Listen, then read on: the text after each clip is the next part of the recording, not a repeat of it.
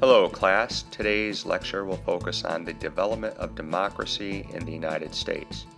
Our nation was founded on basic democratic principles of citizen participation and protection of basic rights.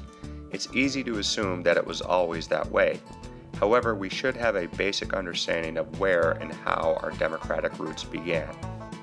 The first place we look to is Europe, specifically in England. England, like many European nations at the time, was ruled by a monarchy. However, in the year 1215, British nobles decided that the King of England was exercising too much authority over them, and they decided to do something about it. They forced the king to sign the Magna Carta, which limited the power of the monarch in England.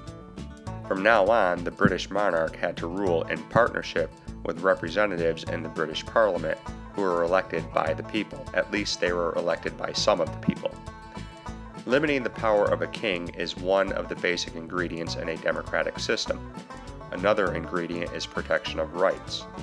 After the Glorious Revolution in England in 1689, Great Britain adopted the English Bill of Rights, which protected basic freedoms such as free speech and freedom from arbitrary imprisonment. When the United States eventually ratified its own constitution, a similar Bill of Rights was adopted.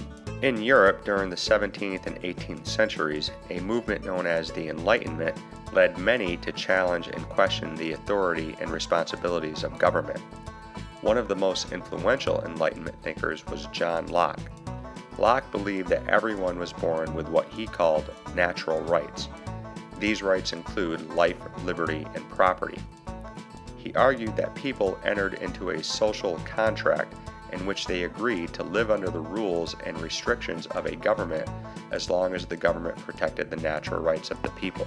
If a government threatened the natural rights of its citizens, then the citizens had a right to overthrow and replace that government.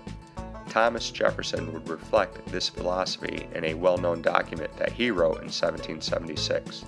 Another influential Enlightenment thinker was Baron de Montesquieu.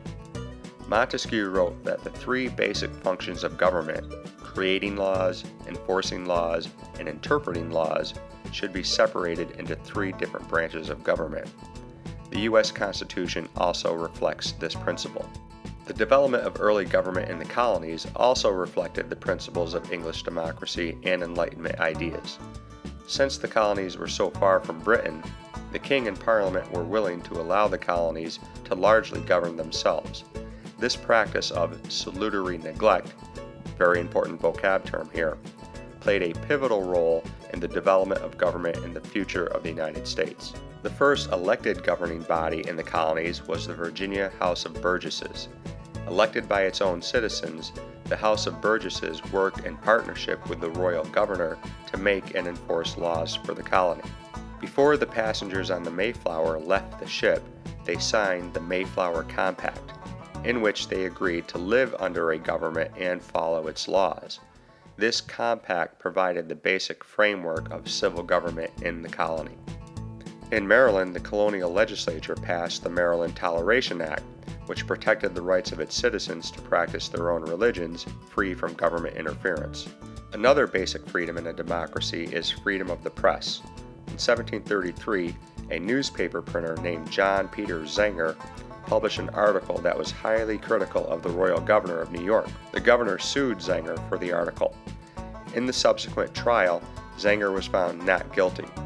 This trial established the tradition of a free press in the colonies. In summary, the American colonies had grown accustomed to governing themselves and basing that government in democratic principles. After 1763, when Great Britain began to threaten colonial self-government, colonists grew very resentful.